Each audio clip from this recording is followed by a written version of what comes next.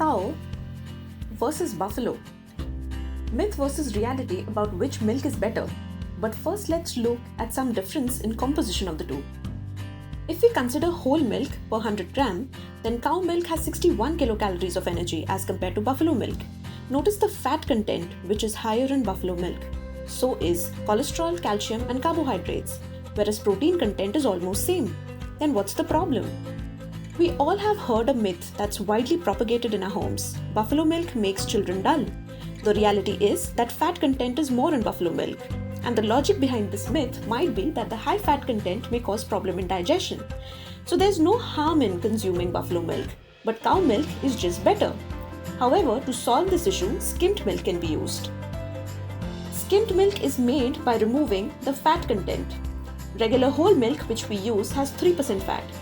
3% fat containing milk is best for consumption. It has no harmful effects on blood cholesterol levels. In fact, it's better as it helps in gaining the good cholesterol, the HDL.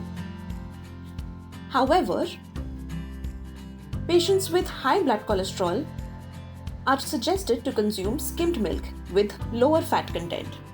Therefore, we can say that cow or buffalo milk is not bad unless you know what's suitable for you.